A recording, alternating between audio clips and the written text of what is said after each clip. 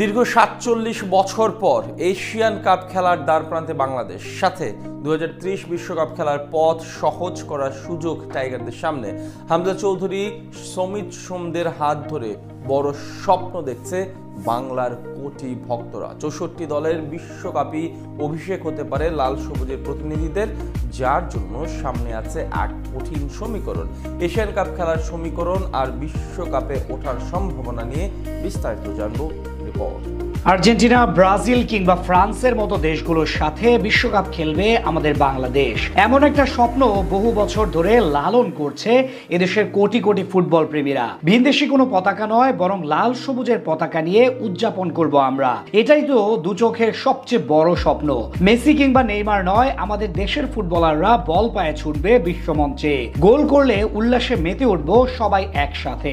এমন একটা মুহূর্তের অপেক্ষায় আমরা সকলে। কাল্পনিক কোনো গল্প নয়, চাইলে এই কথাগুলো সত্যি হতে পারে আমাদের ক্ষেত্রে। হামজা চৌধুরী, সমিত সোমদের হাত ধরে বিশ্বকাপে জায়গা করে নিতে পারে বাংলাদেশ। ২০৩০ সালে হতে পারে সব কথার সত্যিকারের প্রতিফলন। সাথে দীর্ঘ ২২ বছর পর এশিয়ান কাপ খেলার যোগ্যতা অর্জন করার সুযোগ আসছে হাভিয়ার কাবরেরার শিষ্যদের। বাংলাদেশ ফুটবল দল এখন খেলছে এশিয়ান কাপ বাছাই পর্বের চূড়ান্ত রাউন্ডে, যেখানে মোট ২৪টা দেশ লড়ছে ৬টি আলাদা গ্রুপে ভাগ হয়ে। ২০২৭ সালে সৌদি আরবের মাটিতে এশিয়ার সেরা ২৪টি দলের অংশগ্রহণে আয়োজিত হবে এশিয়ান কাপ। সেখানে অলরেডি 18টি দল নিশ্চিত, বাকি 6 দল আসবে বাছাই পর্ব থেকে।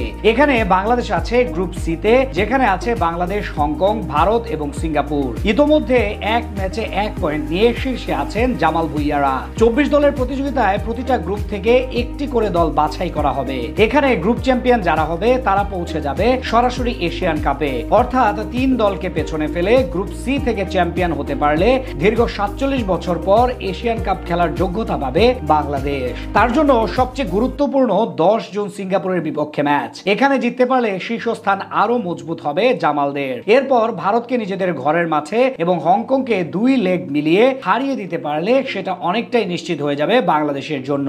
শোনা যাচ্ছে ২০৩০ বিশ্বকাপ হতে পারে ৬৪ দলের সমন্বয়ে। সেটা সত্যি হলে এশিয়া মহাদেশ থেকে বাড়বে অংশগ্রহণকারী দলের সংখ্যা। সেক্ষেত্রে ২০২৭ সালে এশিয়ান কাপে যদি বাংলাদেশ জায়গা করে নিতে পারে এবং সেখানে ভালো কিছু করতে পারে, তাহলে অনেকটা সহজ হয়ে যাবে বিশ্বকাপের পথ। এছাড়া বিশ্বকাপ বাছাই পর্বের ধাপও অপেক্ষাকৃত সহজ হবে ২০৩০ সালে। আর দেশের ফুটবলের এই অগ্রগতি যদি চলমান থাকে, তাহলে দক্ষিণ এশিয়ার সবগুলো দেশকে টক্কর দিয়ে গোটা এশিয়ার মধ্যে আধিপত্য শুরু করতে পারবে জামাল ভুইয়ারা। সেটা সম্ভব হলে অদূর ভবিষ্যৎ পর্যন্ত প্রবাসী ফুটবলারদের আগমন অব্যাহত থাকবে। ইতিমধ্যে হামজা চৌধুরী ও সমিত সোম যোগ দিয়েছেন বাংলাদেশের স্কোয়াডে। কিউবা মিচেল, ফাহমিদুল ইসলাম সহ আরো বেশ কিছু প্রতিভাবান ও বিশ্বমানের ফুটবলার আসতে যাচ্ছেন বঙ্গপাড়ে। তাদের নিয়ে আগামী কয়েক বছরের মধ্যে শক্তিশালী দলে পরিণত হবে বাংলাদেশ।